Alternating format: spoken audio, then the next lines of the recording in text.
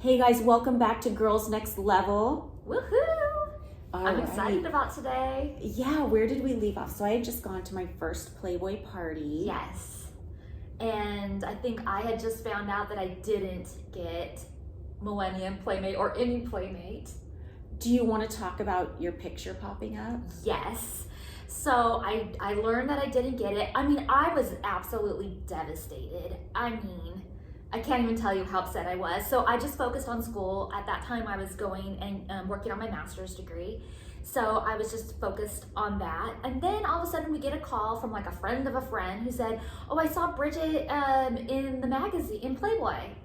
And You're like, what? I was like, wait, what? No, I was not in Playboy. I didn't get it. And they're like, no, seriously. I have the magazine, I can drop it by, because obviously this was before the cell phones where you could just take a picture of it and prove it to me that you saw it. So I was just like, I have no idea what this person's talking about.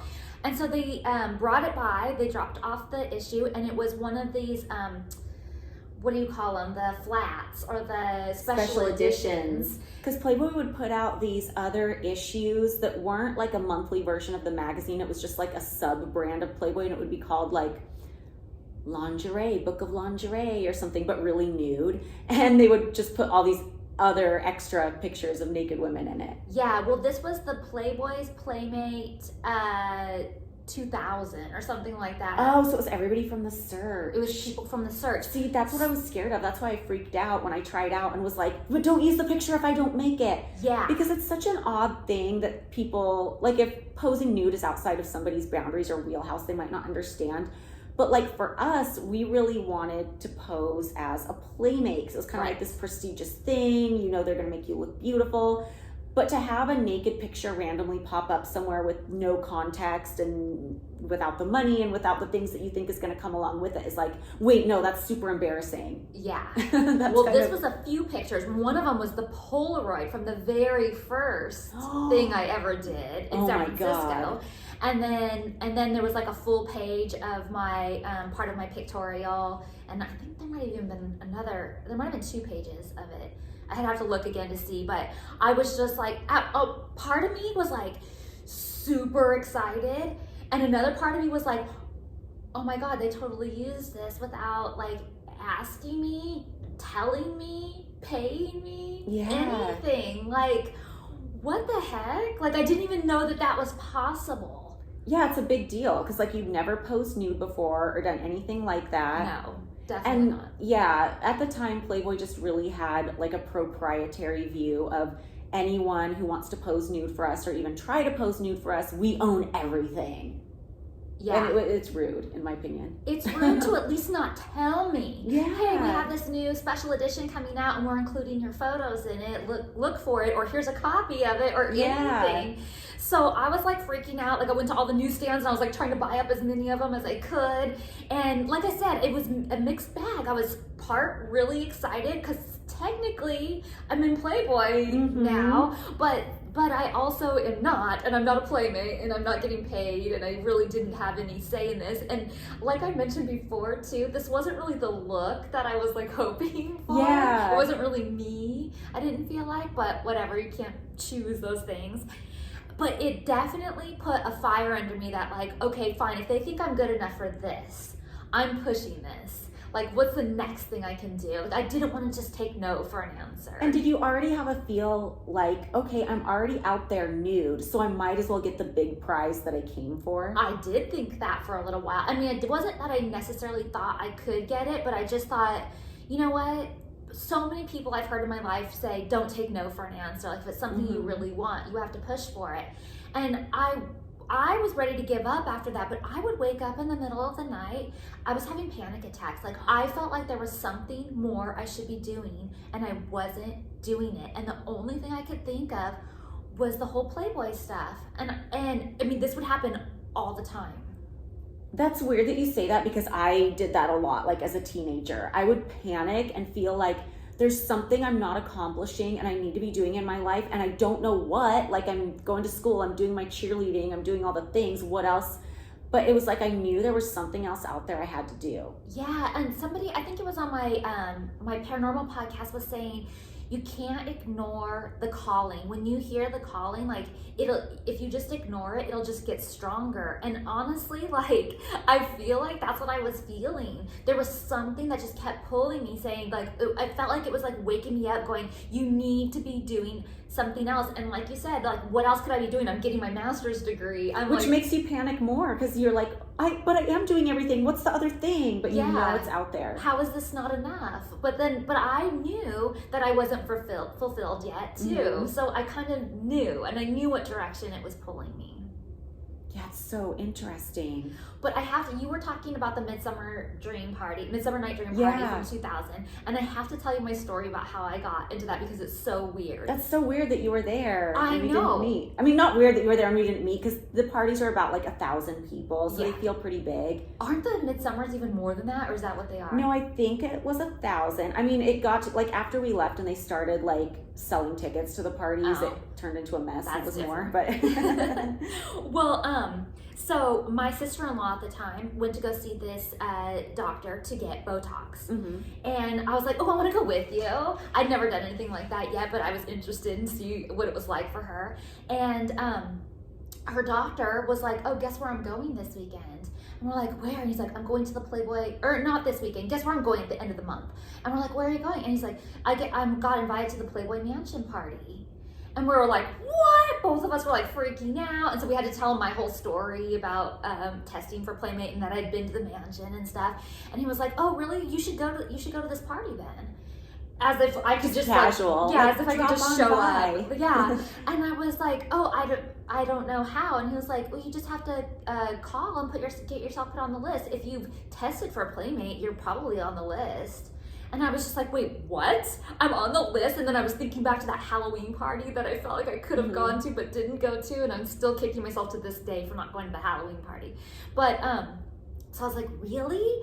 I don't even know who or where to call or what. And he was like, I'll get you the information. And he was going because he was friends with some Playmate who like got him on the list. Oh, interesting. Yeah, I have no idea. And so anyway, they got me the phone number, and I called Jenny, who's now we know does all of the lists for the Playboy stuff. And I told her I had tested and I was really interested in coming to the Midsummer party. My sister-in-law really wanted to come too. So we both submitted. She said, okay, well, it's been a while since you were here. You guys have to submit pictures. So we both submitted pictures. And I got the call that I was invited, but she wasn't. How awkward. It's so bad. I mean, she's a lot older than me. Yeah. Probably like 12 years or so older than me. So it kind of made sense sort of that she wouldn't get on the list, but how do you tell somebody that? Exactly. It's awkward. And it's just weird to think about the people in a position of making the guest list, which, yeah, they have their criteria and stuff, but they know that you guys want to come together. And they're like, but only one of you can come. Who wants to go to the party by themselves? That's intimidating, especially like if you've never been. Like you had been for testing, but you'd never been to one of the parties. Never. And I was so scared. But I was like, I can't miss this opportunity though. Like I have to go. So we went to LA, got a hotel room. I had no idea what to wear. No clue.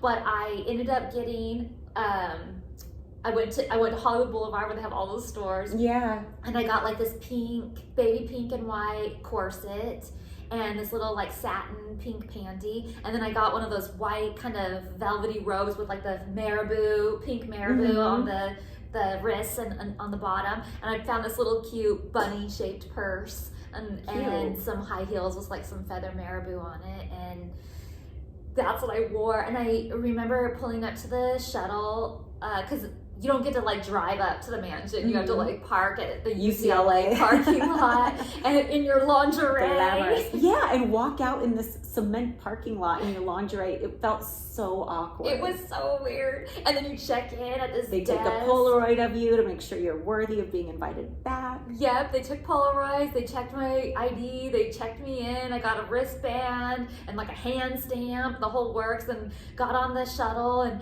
went up and we got into the party. I was so scared to walk in. It was, like you said, it's so beautiful. Mm-hmm. Like I had never seen anything so beautiful and amazing as far as parties and theming goes. Yeah, I was just like in awe.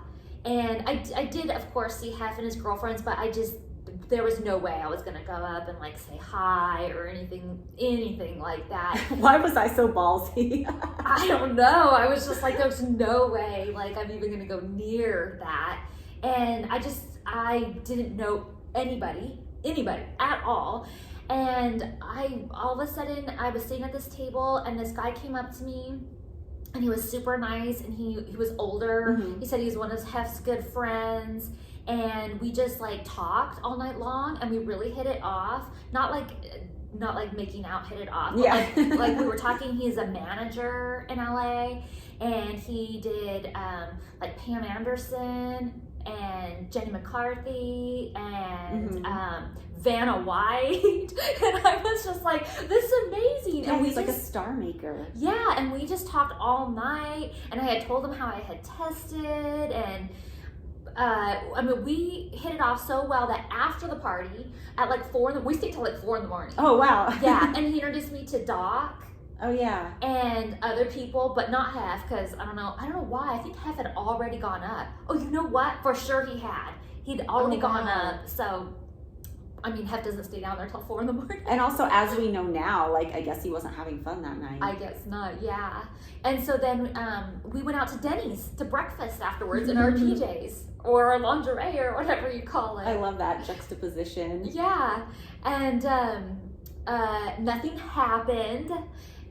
We just remained good friends. And after I left that party and went back home, we stayed in contact, and it was him that encouraged me that you know what, you could be doing these parties and other events, and I could be getting you other kinds of things, but you have to be in LA. Like sometimes I don't know about stuff till last minute and stuff. Yeah. And I was just like, oh, I don't know how I'm gonna get to LA. Like, when did you finally move to LA? What was the date? December of 2001.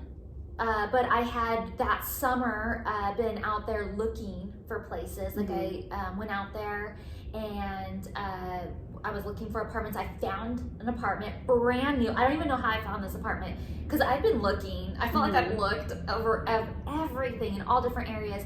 But there was an apartment.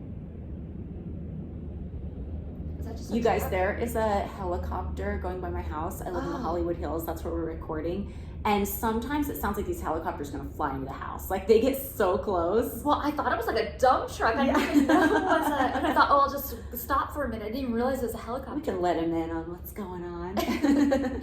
Yeah, so I found this amazing apartment in the Miracle Mile area, which is really close to the Grove, if you're familiar with LA at all. So it was great, but they weren't finished yet. They weren't going to be done until December. So I was like, okay, well, that's perfect because I'll just like wait and move here in December. Little did I know December is a terrible time to move to LA. No. Well, while you were doing that, I started getting invited to the pool parties at the mansion every Sunday when it was like spring or summer anyway. They would have pool parties called Fun in the Sun, and they were pretty intimate events. Like, how many girls would you say were invited every Sunday? Less than 20. Oh, yeah, because I was going to say 15, maybe. Yeah, and like a handful of Hef's friends would be there. Some of the guys would be playing tennis. Hef would be playing backgammon with a couple of his friends. And my roommate and I, the same roommate that went to the party, got invited, and we would go almost every Sunday. And it was interesting because while I was going to these parties, the mansion started to feel like my social life in LA. Like I wasn't going up on Sunday thinking somebody was going to look at me and be like, oh my God, you should be a playmate. Like I would have loved that. That would have been nice, but it wasn't even like that. Like I started going to the parties because they were the cool parties to go to in town. Yeah. And then I started going to the pool parties, and it just started to feel like that was my social life. Like everybody who went to the mansion was so nice, so welcoming. They always seemed really happy to see you, and I was just like a random nobody. Like people remembered your name, and I loved it. And I didn't have a lot of other friends. You know, I had a few friends from work. I didn't really socialize at school, and that kind of became my social life. And it got to the point where I made friends with Ashley, who also was going up there, and you know, we would just go to the parties. Like they used to have a Valentine's Day party, which later became the Mardi Gras party. And I remember going to that and just wearing like a Backstreet Boys t-shirt and these like pleather pants. Like I didn't even like get dressed. I don't even think I wore makeup. Oh, wow. Well, I'm like barely any makeup and just looking like trash. And, you know, like it wasn't, I think people, you know, like haters like to talk like I was going to these parties like trying to be a girlfriend or trying to be noticed. And don't get me wrong, I would have loved to have been like plucked out of nowhere and made a playmate, but I didn't even think that was going to happen from the parties at that point. I was just like, oh my God, I get to go to like the coolest place that everybody in LA wants to go to. I get to go to these intimate parties on Sunday that are really nice. Everybody's so nice here. Like it started to feel like a community I was a part of. Yeah. I know what you mean. Well, before I even moved there, but after that party, I started getting invited to the parties then. And of course, I would fly out just to go to the parties because I don't want to miss any opportunities.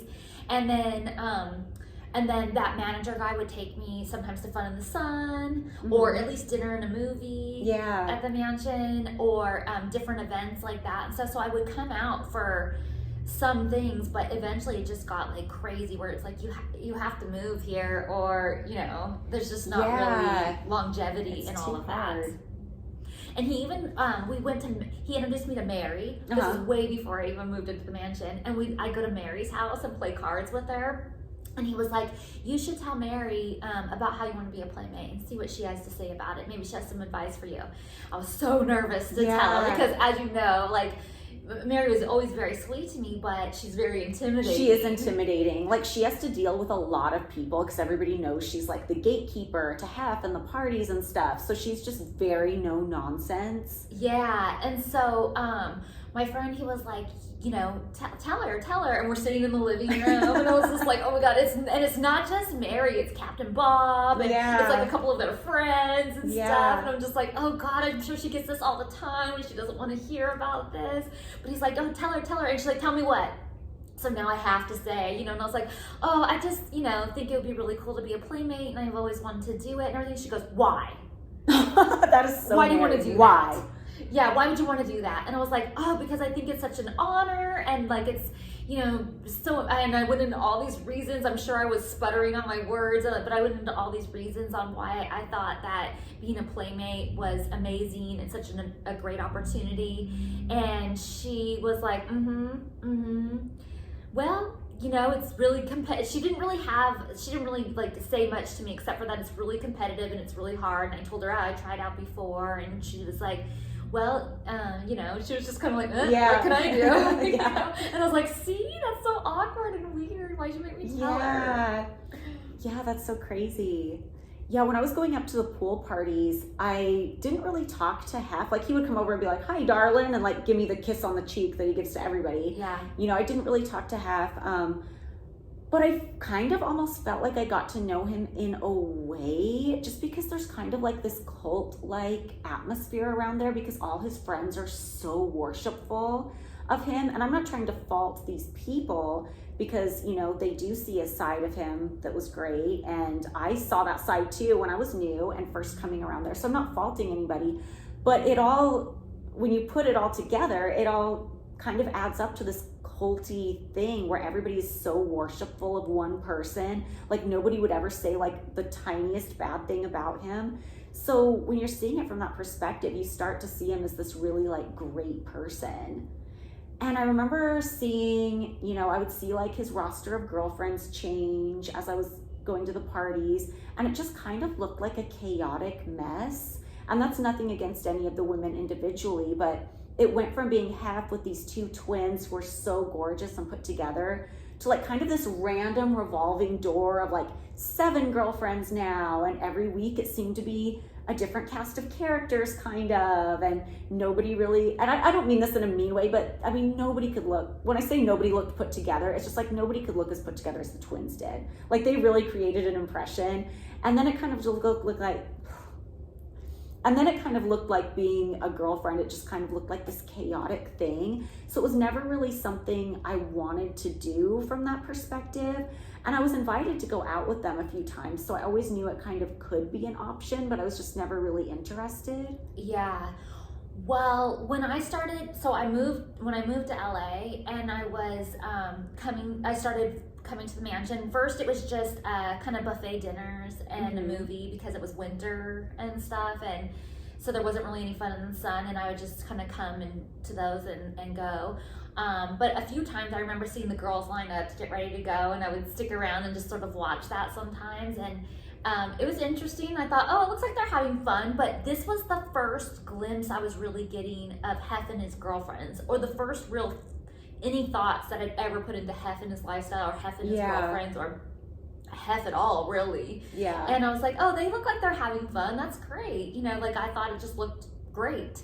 Everybody did look like they were having fun. That's one thing I'll say, because when I finally did get to a point where I wanted to move in, I didn't think I was doing anything wrong by making that choice. Like, I feel like there's people who try to villainize me as if I'm like out to take advantage of a poor, hunched over old man in a nursing home or something like that. But it's not like that. Like, he looked like he was so happy with everything that was going on. And like I said, I'd been going to these parties for like a year and kind of seeing from the perspective of like his friend circle, what was going on in his love life.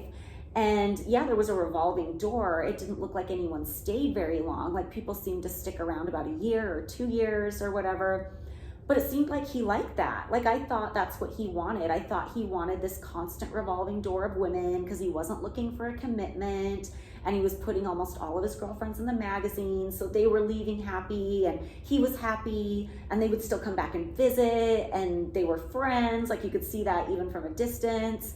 So I didn't ever think there was anything negative or bad about making the decision to want to move in or be a girlfriend. Like, I didn't feel like I was doing anything wrong to anybody, except maybe hurting myself, but Yeah. Well, at this point, I was still anti being a girlfriend or anything like that. I mean, I don't even know if anti is the right word, but I was not even on my radar. Mm-hmm. Like, I was not. All I was thinking is playmate. I just want to get noticed for playmate. Yeah. And I didn't just go to LA just for playmate. I also went there to pursue a career in the entertainment industry. So I had an agent. I had that hooked up before I even came to LA. And I was going on auditions, and I actually was in a couple of movies before even going to the mansion, like some big ones too, like Confidence and Intolerable Cruelty. Yeah. And some like good, so I got some like good things. I mean, they weren't great, they weren't like huge parts or anything like that, but I was getting some stuff, and I told myself I'm gonna get 6 months. I took my savings, and I had 6 months, I felt like, to like see if this was gonna happen or not, whether it was Playboy or just like entertainment industry or whatever. So I was hustling. Yeah, and when I finally decided I wanted to move in, it was only because everything else in my life had fallen apart very suddenly. Like, I had made the decision to take some time off from school because, like I said, I was kind of trying to do too much at once and kind of failing at all of it because I'm trying to keep my grades good and trying to make money and trying to audition and all the things. So I thought, you know what? I want to do this kind of like whatever in the entertainment industry, whether it's glamour modeling or whatever. And I need to do that when I'm young. I can always go back to school and do whatever else I'm interested in after. So I decided to take some time off school. And right around that time, like, my friends that I was close to from Hooters had kind of all decided to move back home because things weren't working out for them in LA. And I was living with another girl and her brother, and right when our lease was up, I thought we were gonna sign the lease again, and she was like, oh no, my parents are gonna get us a place like at the last minute, and it's just gonna be me and my brother, and we can't have another roommate. And it reminded me of that scene from Bridesmaids where Rebel Wilson and her brother in the movie kick out Kristen Wiig, and she's like screwed and has nowhere to go, because to rent a place in LA you have to have good credit and you have to have first and last month's rent, which I didn't have either. Like, I was living paycheck to paycheck. They knew that, and they were still like, sorry, you're out of luck. So I was like, holy shit, I don't know what I'm gonna do. Like, as far as I know, nobody at work is looking for a roommate. Like, what am I gonna do? I don't even know how to get money for first and last month's rent together, plus my credit sucks. Like, what am I gonna do? And I went up to the mansion party on Sunday, and the staff was talking about how one of the girlfriends had just been kicked out, and I thought, well, I think this is time to give it a try. Like, it just seemed like everything lined up. Yeah. And I would have never been bold enough to like make that jump or say, hey, I'd love to go out with you guys this week. You know, I would have never been bold enough to do that if I hadn't been completely desperate. Yeah, so you had never even gone out? No, I'd been invited a couple times, so I always thought, you know, I probably could be a girlfriend if I wanted to. And don't get me wrong, there were things about it that looked appealing. Like, I loved the mansion. Like, every night after the Sunday night movie, when the valet would get my car and I'd leave, I would kind of look at the house. It's all covered in like white Christmas lights, and you can see the lights on inside. It just looks so cozy, and it just seemed like a place I would really love to live. And I remember one of the girls who was living there at the time like asked me and Ashley to go up to her room to grab something, and it was room 4, which is this really cute cozy room with like a little window seat, and she had like the pink striped sheets from Victoria's Secret, and she had like they'd just been to Disneyland and like gone on a shopping spree, so she had all this Disney merch, which is totally my vibe. And I just remember looking at the room and thinking, oh, I wish this was my room right now, kind of. But so there had been like little things that had looked appealing, but it wasn't until I was completely desperate that I was like, oh, okay, yeah, can I come out with you guys this week? Because I knew there was a spot open. Yeah. Well, for me, like I said, did not have that on my radar at all. I was just coming up for Fun in the Sun, going on auditions, living in my apartment. LA was super lonely for me though. Like, I'm very much I'm very close to my family, and I was here by myself, and it was the holidays, and little did I know there weren't any auditions really during the holidays. Like, the entertainment industry. Oh yeah, it shuts down for like 2 months around the holidays. Like, if you guys aren't in the entertainment industry at all, January and like December and the first half of January, like, you're screwed. Like, there's nothing to do. There's nothing. Like, nobody wants to even take a meeting. And I had no idea. So I come here in early December, and there's just nothing going on. And I'm away from my family. And I didn't want to leave for a minute because literally auditions come in like the morning of. Like, I don't know why they don't know in advance. Yeah. But they'll be like, oh yeah, can you come over here, at 2 today? So I wasn't comfortable leaving LA, and I was just so sad and so lonely. And yeah, I think that's another thing too, is LA can be a really lonely place if you don't already have a community. And I think that's part of why I just resonated with like the circle of Hef's friends so much. Like, it kind of just felt like, not that I had any like deep friendships with any of them, but it just felt like that was kind of like my little family here in LA. Yeah, and the manager friend that I had met, like, yeah, he was great and everything, but it's not like we were dating or anything, and so he had no obligation to like take me away for Christmas or anything like that, or invite me with his family or anything. Like, we and he's busy with his own life and dating and all that kind of stuff too, so I didn't even have that. Like, I had to try and like find people. I mean, I eventually found like a couple of people doing different things. I did, because of that special edition, I was able to do GlamourCon. So I went there and signed. Okay, tell everybody what GlamourCon is. Oh yeah, I forget people don't know. Okay, so GlamourCon is like this convention down by the airport in LA. I think it's at the Radisson Hotel, or it used to be the Radisson, and it's all models. Yeah, like pinup models, nude models. It started as a tribute to Betty Page. Did you know that? No. It was a convention for like just models that looked like Betty Page. Oh. And then it evolved to like Playmates and stuff. So it kind of became this thing in the 2000s when we were there, where every year, like, every Playmate would go to GlamourCon and like sell signed headshots. Yeah, it was kind of a big deal. Some people would sell underwear. Yeah, there's all kinds of things going on there. But yeah, it was a lot of pinup models, fetish models. All the Playmates would go and sign their stuff, headshots in magazines, especially current ones. And there was even Penthouse girls there, and Hustler girls, and all of that kind of stuff. Because I know the first time, like, you can get like a whole table to yourself, or you can get like a half table. And I was like, I just need a half table. I just have this one magazine. Like, I don't really have stuff. And so they set me at a table with this other girl who was a Hustler honey, but she was so sweet, and she taught me so much stuff, like, about how to like market myself. That's and so nice. A non-gatekeeper for once. Oh my god, no, she was amazing. She was amazing. We kept in touch for a while. Like, she was awesome. so nice and so fun. So that was great. I met a bunch of people there, and there was a few people that I stayed in contact with. So I had a couple of people that I could call here and there and be like, oh, do you want to get some dinner or go to lunch or whatever, but not really a lot. And so, like you said, the mansion starts to become this family. You start going there more, and then the holidays are over, and then it turns to Fun in the Sun, and I get invited to that, and that was early. That was like March. They start doing Fun in the Sun, like you're in a sweatshirt sitting by the pool. Yeah. So we're gonna talk about a girl in our story, and we're gonna call her the recruiter because we're not using real names with some people. Okay, so I was coming up to Fun in the Sun, and the recruiter came up to me, and she was one of Hef's girlfriends. Yeah, she was one of Hef's girlfriends. And we call her the recruiter because she felt like she won favor with Hef by bringing more girls into the group. Yeah, I didn't know this at the time. I just knew she was a girlfriend, but she really befriended me, and she was really nice, and she just seemed really fun. She invited me up to her room one time. I mean, her room, I was blown away by her room. She had so much stuff in her room. Like it was, just think excess. Like if Hello Kitty like came into her room and vomited and then had diarrhea, that's what it would look like. Well, I guess I like Hello Kitty vomit and diarrhea because I was like, oh my God, her room is amazing. No, it was like campy, fun. Yeah, everything was so cute. And I was like, wow. And anyway, she kind of befriended me. And then another girl that I became friends with was named Stacy. And that's her real name that she Burke. uses. We love Stacy. Yeah. And we're still friends today, by the way.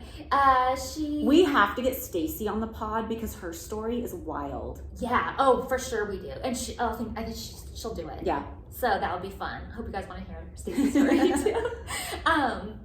Yeah, so I became friends with Stacy, and she was the most relatable to me. I felt like she was the friendliest and just like fun and nice, and so we really hit it off. And so I felt like I was kind of getting some friends at the mansion and stuff. And like you said, all of the people that work there and come there too, that are Hef's friends and stuff, are also very welcoming and nice. So you start to feel like you have kind of a family around you.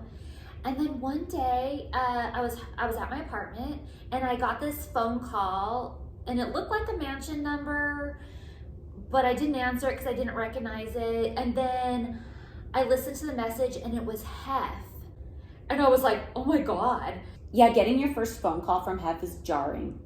Yeah, because even though I was spending a lot of time at the mansion, and obviously I know him, like I never thought I would get a phone call from him. Yeah, because he doesn't really talk to people. Like he'll come up and, like I said, say, hi, darling, and like give you a kiss on the cheek and like maybe say 2 words, but that's about it. Yeah, and so I was like, oh my God, Hef's calling me. And he was like, oh, hi,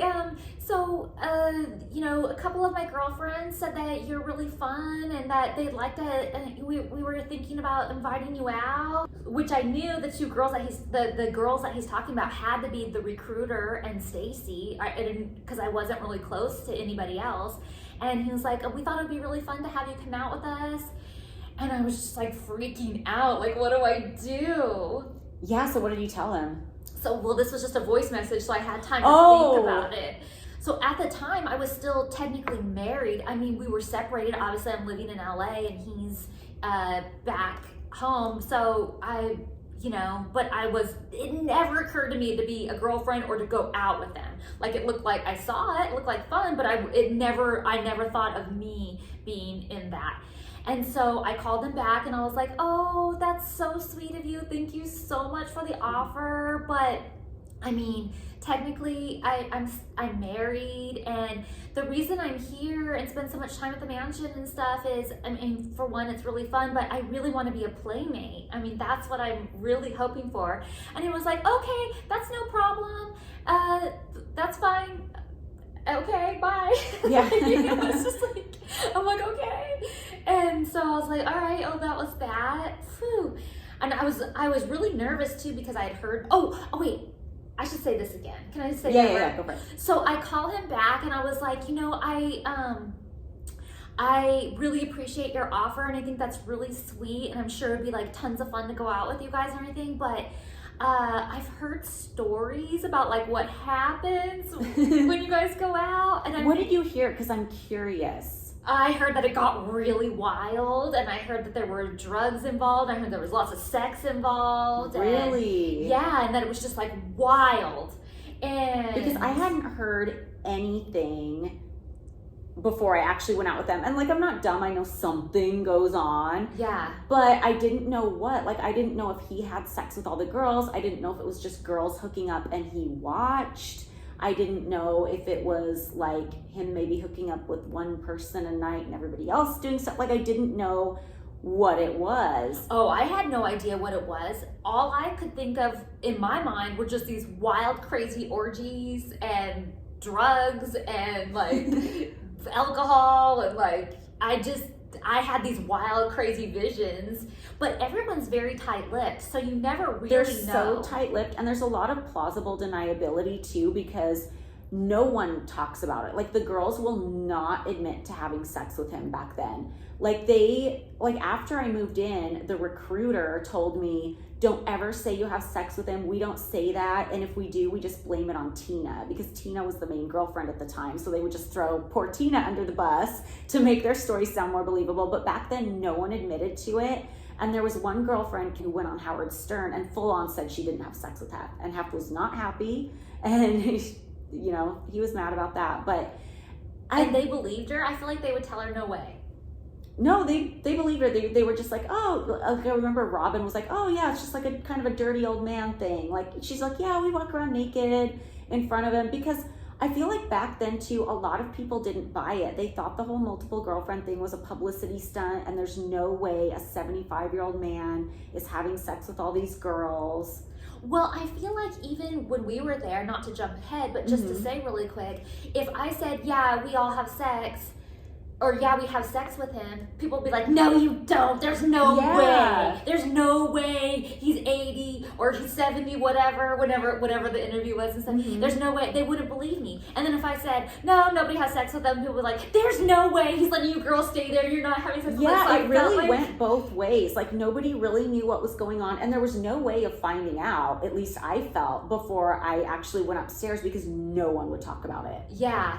Well, so back to my phone call with him, I said, you know, I think it's really sweet. Thank you for the invite, but I've heard stories about what goes on when you guys go out, and I just don't really think that's what I'm here for. And I'm still married, and what I really am here for is Playmate. And so if an opportunity like that is to come up, you know, please keep me in mind. But not really interested in going out. But thank you. And he was like very sweet about it.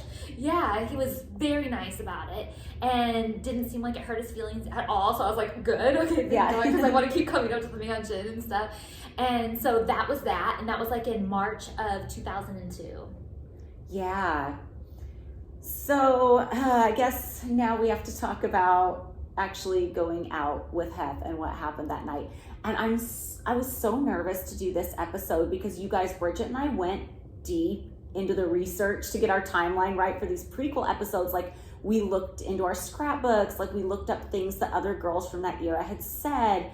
And it was like, I'm glad we did it for the podcast, but it was so stressful. Yeah. Like, I feel like I've had random little health problems since we've done that, just because I was so stressed out by it, because it put me back into that time period. It put me back into it too. And Nick, who's my fiance at the time, at this time, was like, why are you reading that shit if it's gonna put you in such a bad mood and if it's gonna like upset you so much? Like, I was having PTSD.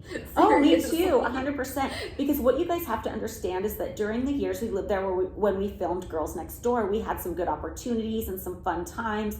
But I always say I lived there during the best of times and the worst of times, because if you look at all, you know, the eras that have had girlfriends, I think in a way we had it the best, because we got a TV show, and like we got to be on the cover 4 times, and like all these things during Girls Next Door. Yeah. But when we lived there for like 3 or 4 years before, it was a nightmare. Yeah. It was an absolute nightmare. It was just horrible. Like, the other girls were impossible to get along with. There was constant backstabbing. I just felt like I was living in constant fight or flight. Like, oh my God, I'm either going to be out on the street homeless, or I have to put up with this shit. It was horrible. So it's been a stressful couple weeks just going over all that stuff. Yeah. So you moved in a few months before I did, or like 6 months before I did, something like that? I moved in at the end of August of 2001. Okay. Wait, so you moved in like, oh wait, 2001, like 9 months before you moved in. Yeah. Okay. So I was told that, so when I told Hef, I'd love to go out with you guys this week, and he's like, oh yeah, I'll have the secretary give you a call. So I got a call. I don't even remember who called me, if it was Mary or Jenny or who it was, but they said meet in the Great Hall at this certain time. And I was panicked, just scrambling, trying to find something appropriate to wear, and I went up there and nobody was down in the Great Hall at the specified time. Everybody was late. And there was one other girl down there who wasn't a girlfriend. And she was like, oh, hi, is this your first time going out? I'm like, yeah. She's like, I already went out with them. And I was like, oh shit, I have competition. Because I thought one spot had opened and I was gonna come in and take that spot. And I was like, oh no, there's competition. And I remember right before everybody came down, she goes, so after everybody kind of hops into bed, right? And instead of doing the smart thing and asking for the details and how it went down, I was so intimidated by the fact I had competition that I was like, oh yeah. Which, looking back, that is so dumb. I should have mentally prepared myself and tried to get some information if she would have even given it to me. But at the time I was just like, oh yeah. I feel like she would have told you stuff if she's going to say that much. I feel like she would have told you more. Maybe, but I kind of got the feeling, and I don't know if this is where she was coming from. Oh wait, was she just trying to scare you off before That's you even what I thought, yeah. I don't know if that was really her intention. Maybe she was being nice and trying to warn me. Maybe she was like, oh my God, who is this hick from the stick? She's out of her league. But at the time, I thought she was kind of trying to scare me off because I thought, oh, this is my competition. Yeah. So I was like, oh yeah, sure. So then everybody comes downstairs, we get in the limo, we go out. One thing about the recruiter girl is she was super friendly and she did make me feel really at ease. Yeah. But of course there's a reason for that. Yeah. So we went out to a club and I just remember drinking so many vodka cranberries all night because I was so nervous. And we went to Las Palmas, which at the time was the hottest club in Hollywood. And I'm not kidding you. You could go to Las Palmas and see all the biggest celebrities at the time. Britney Spears and Justin Timberlake would be at one booth. And then Christina Aguilera would be across the room. And then NSYNC, everybody was there. It was crazy. Yeah. So it was really novel to me to have that access, to be able to sit in the VIP. But I was so nervous and I was just drinking. And I remember at one point I was sitting next to Hef and he leans over toward me and he offers me a Quaalude. He's like, would you like a Quaalude? And I honestly thought I was being tested because I had seen one of the documentaries he'd shown about himself when I was up there for a buffet. And in the documentary, it told a story about one of his employees from the 70s, Bobby Arnstein, who had killed herself because she was caught up in a drug investigation. I guess the authorities were trying to get Hef on drug charges and they caught her with cocaine or something. I don't know the details of the story, so sorry if I got that wrong. But, they were pressuring her to testify. And in the documentary, when they talked about that, they would talk about how ever since then, Hef never had drugs at the mansion which later I would find out was a complete lie. But in the documentary, they're like, Hef never had drugs at the mansion because he always feels like people are out to get him. So I thought he's testing me. He wants to make sure that he's not inviting someone to live in his home that would do drugs or bring drugs in. Because I bought the shit. Why would I not? I had sat there and watched the documentary with everybody else who nobody's objecting to it. You bought into the story. Absolutely. So I said, no, I don't really do drugs, which is true. And he's like, oh, okay. I really don't either. But, in the 70s, we used to call these thigh openers. Ugh. And I was like, okay. Yeah. So when we went back to the room, I have a hard time even remembering it because I was that wasted. I had been downing drinks all night. Why do you think you drank so much? Was it just because you were having such a good time? Or was it because you were so nervous about being there? Or nervous about what was to come? Nervous. It was a compulsive thing. When you're compulsive eating or compulsive drinking. I was so nervous. And I was having fun too. Don't get me wrong. Some of the girls were nice or seemed like they were nice at the time. And going to that club was really cool. But I was super nervous because I was like, this is make or break. Right. So I got really wasted, went upstairs.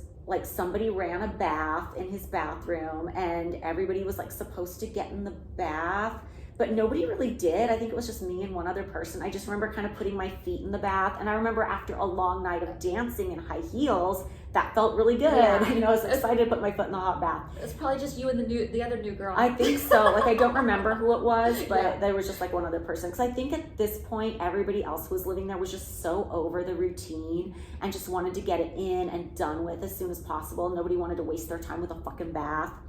So I go over to the bed. The other new girl is already laying there. So I'm laying there like waiting for everybody else. And I don't even remember like everybody else walking in. I just remember laying down, and then all of a sudden everybody else is there. And the first thing that happens is the recruiter says, Daddy, I'm gagging as I'm saying this, but everybody used to call him Daddy in the bedroom, which is so gross. So she'd be like, Daddy, do you want to get the new girl? Next thing I know, he's on top of me. And I was like, okay, so he was on top of you? Yes, I was laying at the end of the bed. Because later on, like, things would get so routine, like, he wouldn't move. He'd be like a bump on the log in the middle of the bed. But also, like, I wasn't getting up. So I guess if he thought I was the first one he was going to have sex with, he had to get up. Because I was so wasted. So I just hear her going, Daddy, do you want to get the new girl? And next thing I know, he's on top of me. And I'm like, okay, so that happened. The next thing I remember was that Hef was telling the recruiter, get her a pair of pink pajamas and she'll stay in your room tonight. And then I just like stumbled out of there, and she handed me a pair of pink pajamas because he had in his closet like rows and rows of like, you know, different pajamas that he would wear during the day. And then he had blue flannel pajamas that he would wear at night. And then he had like a huge set of pink flannel pajamas for the girls. And it's funny because I think his wife, Kimberly, started that. Like, I think the pajamas were ordered for Kimberly. So how weird for her to know that all his random girlfriends and like one night stands are all like wearing those pajamas that she started. Like, that's so weird to me. But I, not to change the subject, or it's not changing the subject, but not to interrupt that other story you're telling, but I just want to say about those pink pajamas are still to this day like the best pajamas I've ever worn, and I wish I still had a pair so They bad. were so comfortable. They were like super big and baggy and had like drawstring waist. I love them. I want a pair. Yeah. If anybody knows who manufactured those, I need a set of them. Yeah. So the recruiter like took me down to her room, and I remember we even stayed up after that and like ordered food and stuff. And I just remember thinking, okay, well, I need to move in now. Like, now that that happened, and I've had people ask me before, well, if you didn't like the sex or if it freaked you out, why didn't you just leave? But you have to understand, like, if I were to just leave, I'm going back to my problems of not having a place to live.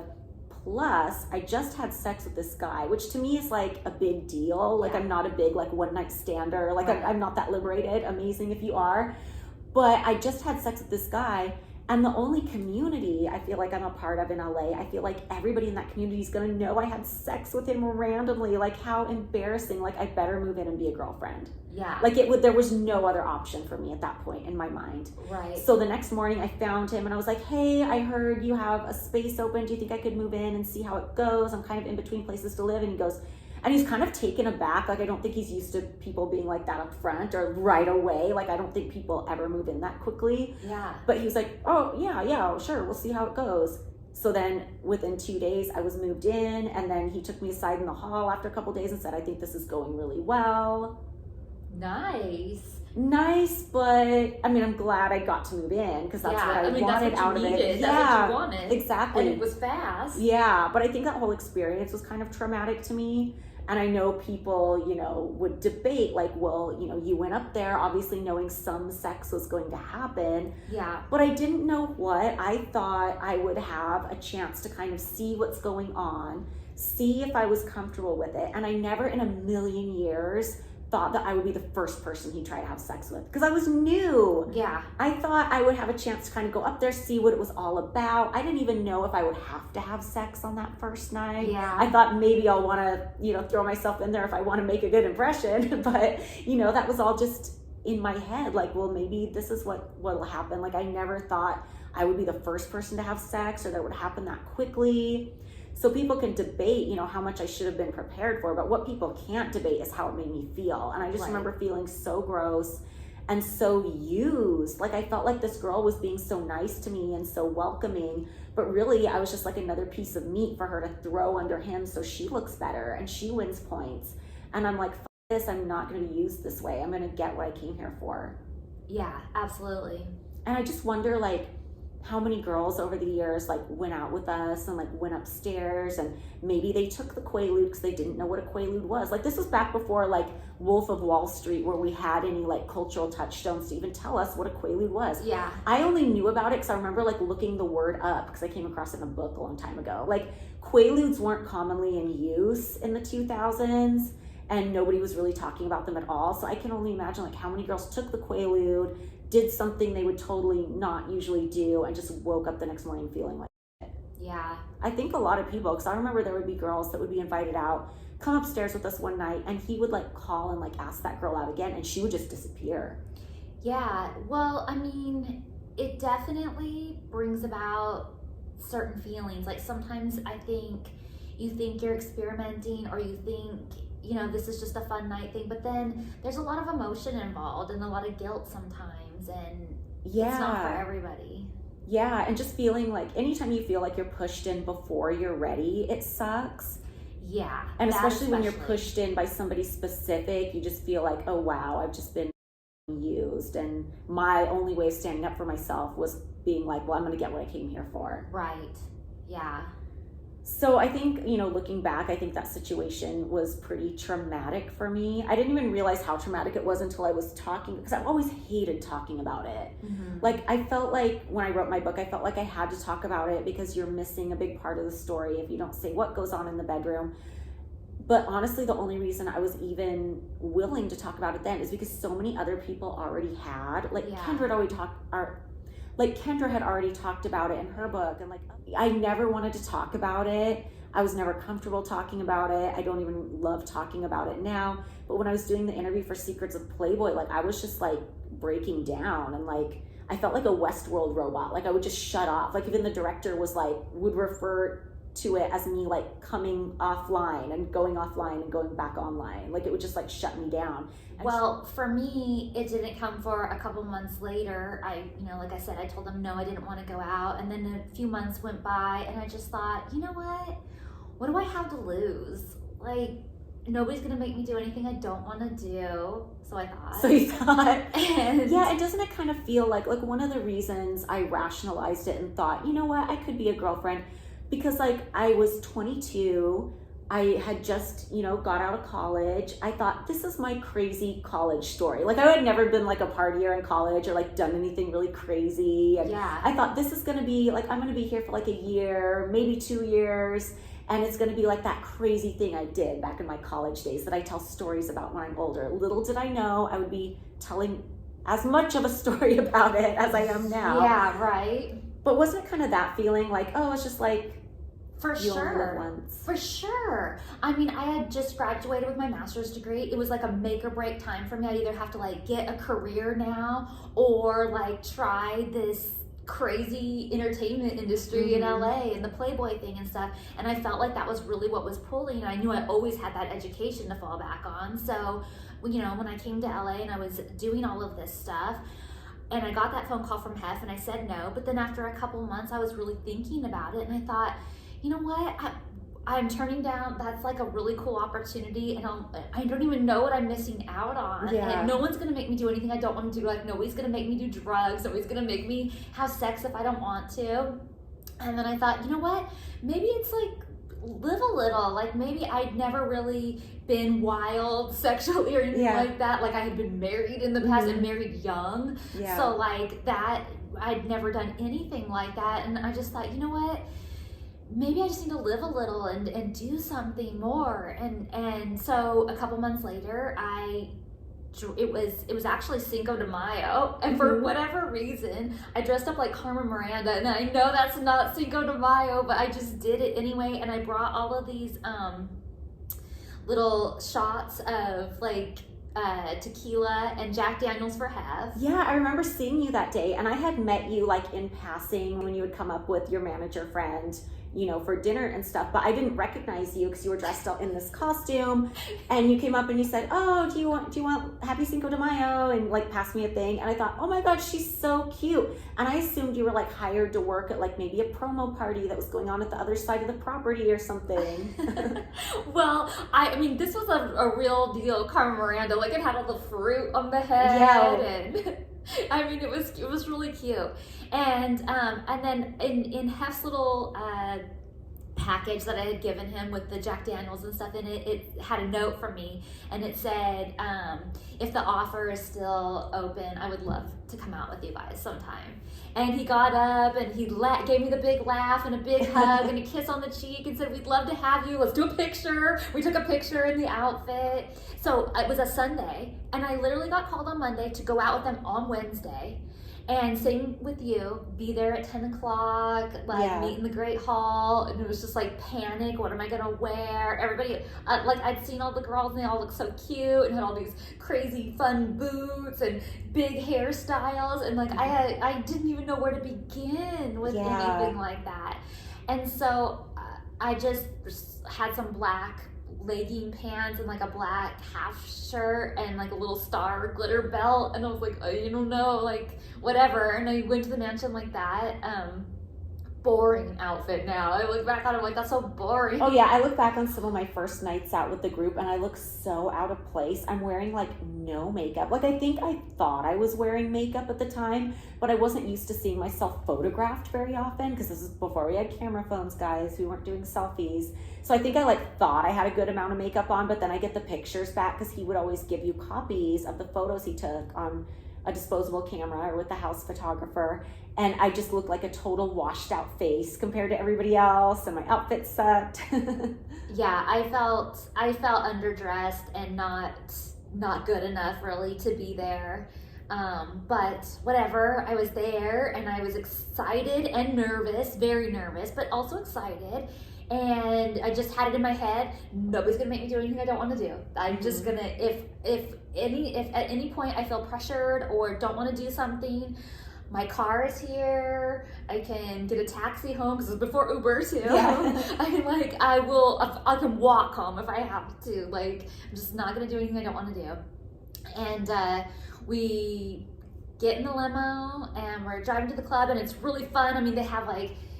The recruiter gets this mixed CD that she makes ahead of time. She puts it in, and it had all this fun music, and everyone's dancing, and they're popping champagne, and I mean, it was just so much fun. The limo is packed with like goodies, like cookies and candy and chips, and the champagne and vodka, and everything's on ice, and we're like pouring champagne for everybody and toasting.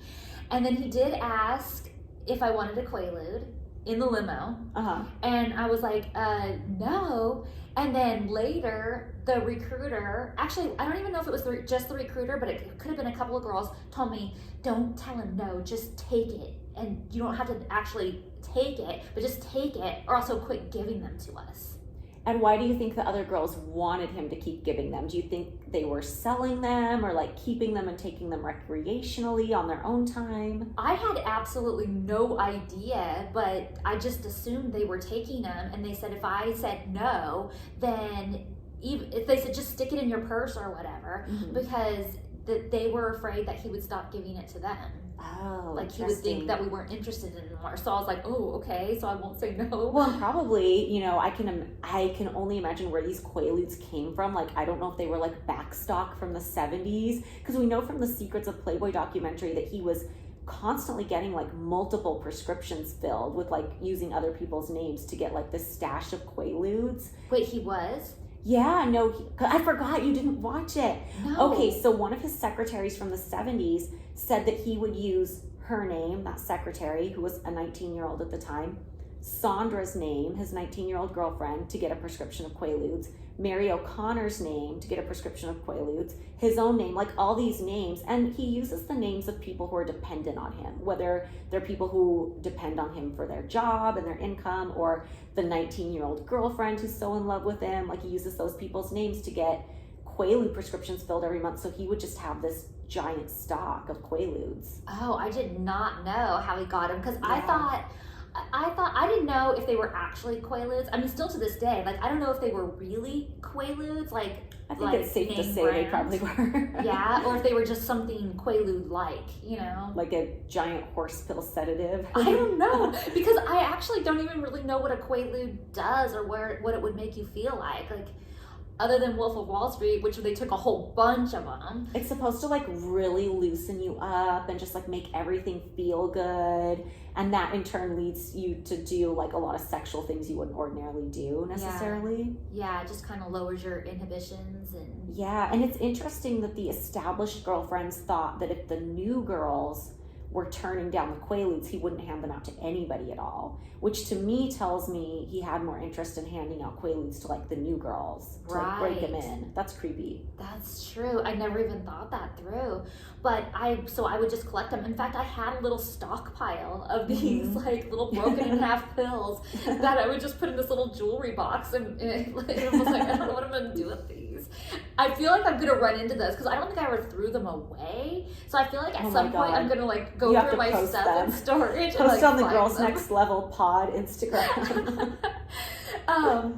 Okay, but where am I? Okay, so I'm in the limo. He offers that. I say no. I get kind of reprimanded. I'm like, oh, okay, sorry, I didn't know. But the limo was really fun. We get to the club, and it's like so surreal. I mean, the crowds just part and secure. Nobody checks ID. Nobody's like... That's another thing, too, is nobody checked any of our IDs when we went to these clubs in LA. So theoretically, he could be bringing like underage people in, and no one would care. Yeah, I mean, don't get me wrong. I was definitely not underage. But it's still weird to like just walk into a club and just like the security is just pulling you through, and the C's part, these crowded, like really popular clubs in Hollywood, and then there's this roped off area you get to sit in, and it just felt so cool and so amazing, and everyone's staring at you, and it was just sort of fun. We all sat down and ordered drinks, plus they bring bottle service to the table, and it was just really, I thought, really fun.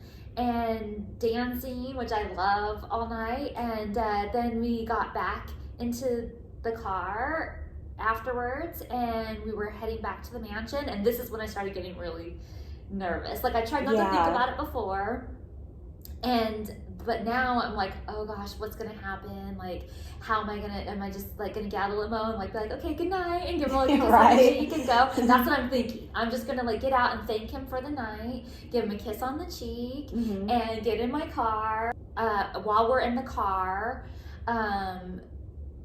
Stacy said something to me about we all go into the bedroom after this. Are you coming into the bedroom? And I was like, no, I don't think so. I don't really want to. And she was like, yeah, well, most people do. And I was like, what happens in there? And she's like, well, like, she was kind of like very vague about it, but she definitely made it clear that there's definitely sex involved. It's interesting, like the culture of silence among the girlfriends, because Stacy is a very blunt person, like, and she's not prudy. So the fact that Stacy didn't even feel comfortable giving you details of like, oh, this is how it goes down. Yeah, and I was just like, I think I'm just gonna like say goodnight and stuff. And then I was getting out of the limo, and the recruiter said to me, "You're coming upstairs, right?" And I said, "I don't think so. I think I'm just gonna like, I'm gonna say goodnight." And she's like, well, if you don't come upstairs, he might not invite you back. And I was like, oh, really? And she's like, yeah. And I was like, okay, well, I guess I could just see, like what happens up there. Again, I don't have to do anything I don't want to do. And then Hef came up to me and he said, you're coming upstairs, right? And I was like, yeah. And so I went upstairs, and I think it was Stacy that kind of guided me, because everyone else kind of scattered, like you said, like just disappeared. Like cockroaches.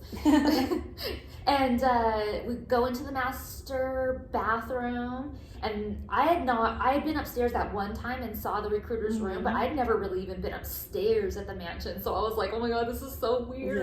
Going up these stairs, and Hef was like right behind us, and we go in, to the vanity and into the bathroom, and you were already in there starting the bath. And Stacey's like, okay, so we take a bath, and then you can grab some like pink pajamas, and head into the other room, and I was like, okay. And so I was so weirded out to get undressed and get in that bathtub. Like, I just felt so self-conscious, but I just did, and Stacy was already doing it, like it was no big deal. And I got in there, and I like just kind of washed a little bit, and then I was like, okay, I guess that's all I need to do. And I got up and I put on like the just the top of the pajamas I think we had on, and then walked in. And all of this is brand new to me. Like, I've never seen Hef's room or anything. We walk in, and it is just a disaster in there.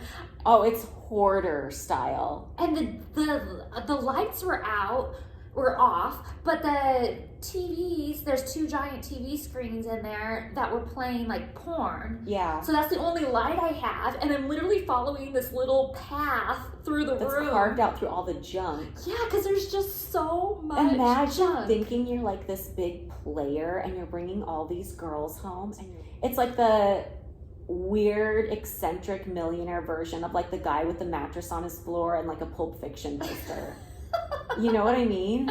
Well, at least I felt like all of the stuff, at least later on, I look back on this now, and all of the stuff meant something to him. It was all like gifts from people or things people thought he would want, or a lot of it was recordings, like videos of some sort that he had. So I feel like it's, you know, like sometimes hoarder people have like just like newspapers and like weird stuff, like straws and I feel like with that huge staff he had, he could have had somebody on staff who was like, okay, Mr. Hefner, like, where do you want your gifts to go? 100%. Where do you want this to go? Like, I eventually, like, after I became his girlfriend, like, fucking cleaned up the room for him because I couldn't stand it anymore. Yeah. And that took a week. I was shocked at how messy it was. And then, like, the recruiter comes and she starts blasting all this music, which was fun, and everyone's like kind of like dancing around and stuff, and then she calls down and she orders up all these drinks, like it's everyone's drink order, and she ordered up all this food and I was like, oh wait, this is like slumber party style and kind of fun. And I remember all this like bean dip and cheese dip and chips and cheese blocks and like like a whole like charcuterie thing comes up, and everybody's cocktails, and it's like kind of like a fun party. And then Hef like lit a joint, and I didn't even smoke pot, but I just thought this is so fun. Like everyone's like chill and still, it's like an after party sort of, only we're even more scantily clad than before. So I was like digging it at first, but then like he's like naked and his shirt comes off and like he's passing around the joint, and people then are like kind of congregating on the bed, and things started. And I was just like, I don't even know what's about to happen right now. Like I was hoping that I could just observe and not participate. I was seriously like hoping that, because I was definitely not ready. Yeah. And didn't want to. Yeah. And I didn't know how that was all gonna go down. And then the recruiter came up to me and said, you're gonna go, right? And because like each girl was just kind of like having sex for like, I mean, a minute maybe. And then, oh yeah, everybody wanted to get this over with as quickly as possible. Like none of the females were into it. Like, sorry to burst the bubble, but none of us were into it. We thought of it as a chore that we had to do, or else we'll get kicked out of the house, and everybody just wanted to make it go by as quickly as possible. Well, sometimes there were some girls that were into it. I think girls were like more into like other girls. Yeah, that's what I mean. Some girls were like into, that's what I mean. And so I was like, I don't know, I don't think I'm ready to do this yet. And the recruiter said to me, if you don't do this, you probably won't be invited back. And I was like, okay. And I was just like trying to weigh in my head as you have alcohol in your system. And you're also tired and wasted. You're tired and you're watching everybody else do it. And I was like, is this like, I wasn't thinking YOLO at the time because that wasn't a thing yet, but sort of, I was thinking, is this something I want to do? And you just have to make a game time decision. And I was just like, you know what? I'm just gonna do it. And I did it. And it was disappointing and embarrassing. Yeah, so embarrassing. Like, I can't explain to you guys how embarrassing that whole routine was, especially as we got later down the road when there would be like a lot of conflict with the other girls. Because you're literally sitting there naked having sex in front of a group of people who hate you and talk shit about you while you're having sex, and you can hear it. Yeah, it was just like hell. But for this first night, like, you're naked and having sex with somebody that you don't even necessarily want to have sex with, and you don't even know the other girls really. Like, yeah, I was friends with like 2 of them ish, but not like I didn't know anybody super well. And but I was just like, it's barely anything. Like, they're just like barely doing anything, and there's definitely not really romance involved in this. They're just sort of doing it. Do I want my whole everything with Playboy just to end right here, right now? Or like, am I just gonna do this? And I mean, I just did it. And then afterwards, went back, got the rest of the pink pajamas, and collected my stuff, went back to room 3 with Stacy, and Stacy told me she had to get up really early in the morning, so she probably wouldn't be there when I got up.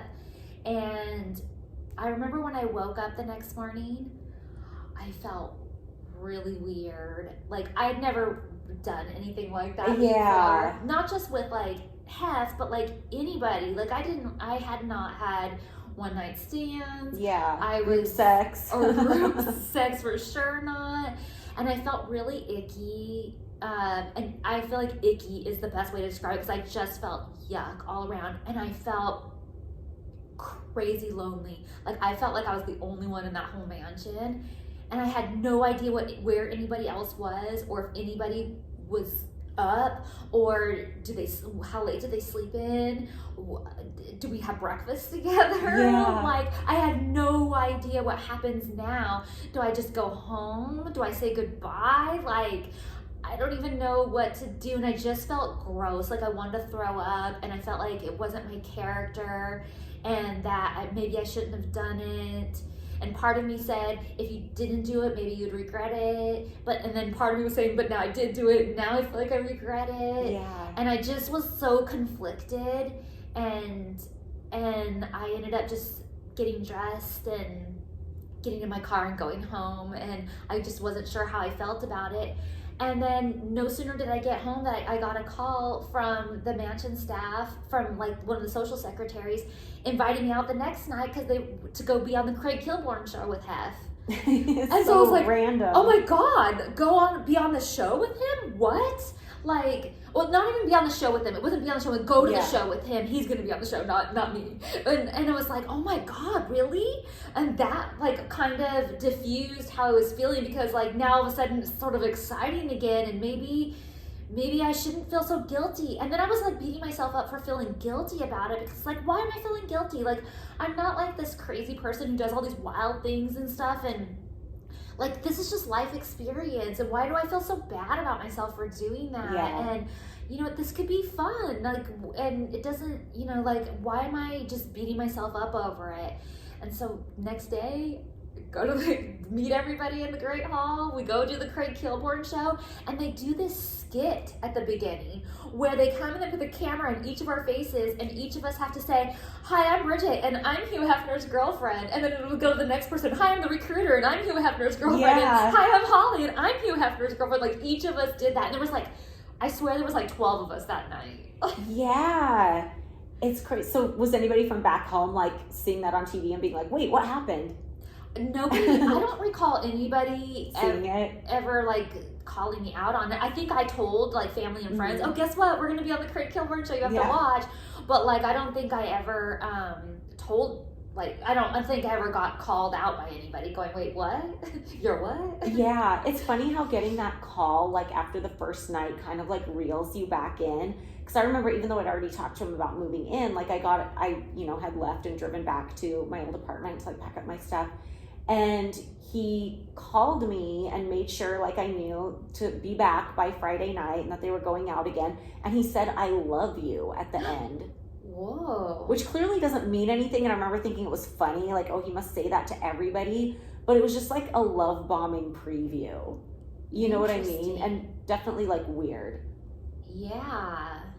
Because I don't know if I remember the first time Hef told me that he loved me, but I always felt like he loved me in a way that wasn't like my girlfriend. You know what I mean? Like I love you, like a family member kind of thing. Yeah, well, like when I decided I wanted to be a girlfriend, I felt like the relationship with Hef was going to be like almost like a friendship. And like, yeah, I was sure he probably had sex with the girls, but I also thought it would be more like a friendship. You know, I never thought that there would be any like love bombing or like any like emotional expectations, because that wasn't what I saw from the outside. Like from the outside, I didn't see anybody who was looking for love, and I don't think he was.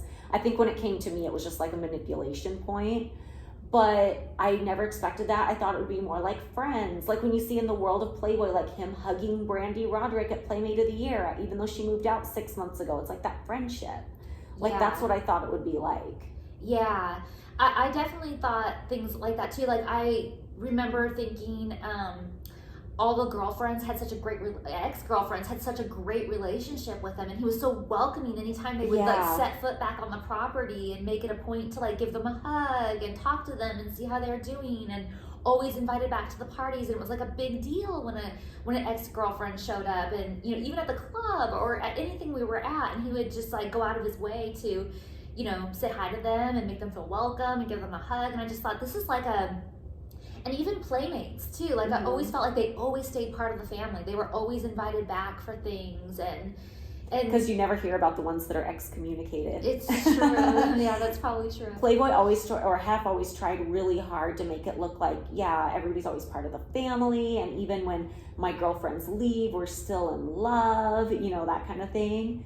And, you know, it wasn't the case with everybody, but that's definitely what he tried to put over. And that's definitely what I expected my experience to be like, because it was just what I saw with everybody else. Yeah. And also, before we get into more of our experience after moving in, I want to ask you, what did you think your relationship with the other girlfriends was going to be like? I thought that we were going to be like BFFs, and it was going to be so much fun. And I thought that it was going to be like total slumber parties and like hanging out in each other's rooms and borrowing clothes and just like really fun. Yeah, I thought everybody was going to have each other's back, which seems so naive looking back, but it would turn out not to be that way. And we will tell you guys about that next week. Yeah. The Mean Girls era, it was rough. Hey guys, hope you enjoyed this second episode of Girls Next Level. Next week, we are going to be talking, we already gave you a pre-clue. Yeah, we're going to be talking about the Mean Girls era, like all the drama that went down. And if you guys have any questions about anything coming up, whether it's from like the first season of Girls Next Door, ask us a question on either one of our Instagram posts, we'll see it, or check out the Girls Next Level pod Instagram and ask us a question under one of the photos there, and we'll try to get around to it. Yes. Also, leave us a 5-star rating and review. Yeah. We'd really appreciate it. And subscribe so you're the first to know when a new episode is out. See you next week.